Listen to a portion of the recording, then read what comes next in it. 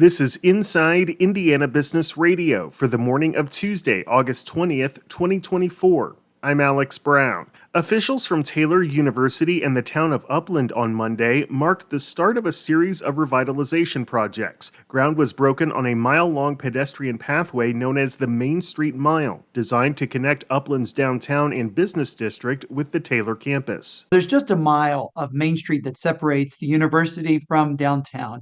But as is true in lots of communities, that mile can be a long one to bridge. And so we've been committed to saying, how can we be a blessing to our friends and neighbors to try and help spur economic development in our region? And we're very excited about the possibilities in the days ahead. Taylor President Michael Lindsay said the project is expected to be complete next summer.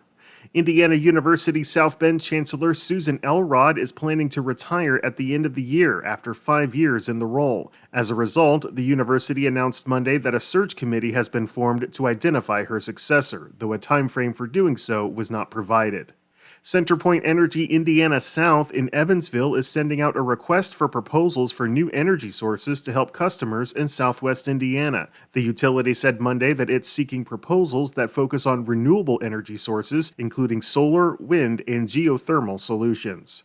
From the number one source for Indiana business news, this is Inside Indiana Business Radio. IBJ Media, Inside Indiana Business, and the Indiana Economic Development Corporation invite you to the Engage Indiana series, presented by CareSource, Indiana University, and Old National Bank. With an unrelenting focus on growing Indiana's economy, we'll dive into each region's unique challenges and distinct opportunities for growth. 9 regions, 1 goal. Indiana's bold future starts here. Discover more and register at ibj.com/engage. A new water study from the Indiana Chamber of Commerce says the state has a plentiful but unevenly distributed water supply that will require a coordinated effort to manage in the future. IIB's Marek Mazurek has details. Study project leader Jack Whitman said the state needs to look ahead to future growth areas and manage its water supply accordingly. The study found that the state is in a much stronger position than many western states. Besides state planning, the study said it would be critical for Indiana to have sustainable funding, a data monitoring framework, regional planning guidance, and a continuously updated state water plan. It also urges continued coordination with the Indiana Finance Authority, which is conducting an ongoing 28-county Wabash Headwaters study to be released later this year.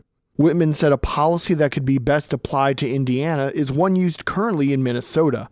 That structure would divide the state into regions in which teams of officials could develop plans on a more localized scale. The state would develop a framework that would guide each region's planning efforts, and the larger water plan would be a culmination of regional findings. Central Indiana will need to be the most conscientious of its water supply, Whitman said, since it has the most variable supply and is a hotspot for the development. Southern Indiana has already established water supplies that would be most ideal for large-scale development clusters. Whitman said the northern region has significant water resources but still needs careful planning. The study also found that since 2014, groundwater withdrawals have increased at a faster rate compared to surface water diversions. Withdrawals for industrial use are also on the decline, and capacity can be added regionally to support new development. I'm Marek Mazurek for Inside Indiana Business Radio. Indiana Landmarks on Monday released its annual list of the 10 most endangered landmarks throughout the state.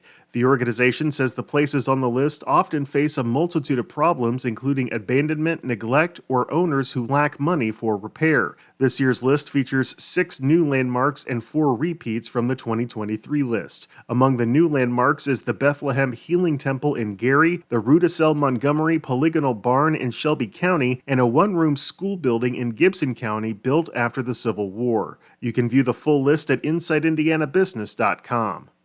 Indiana Landmarks President Marsh Davis is this week's guest on the Business and Beyond podcast with Gary Dick, presented by PNC, a weekly conversation with high-profile Hoosiers in business, sports, and entertainment, and beyond. Available now from your favorite podcast provider. I'm Alex Brown for Inside Indiana Business Radio on Demand.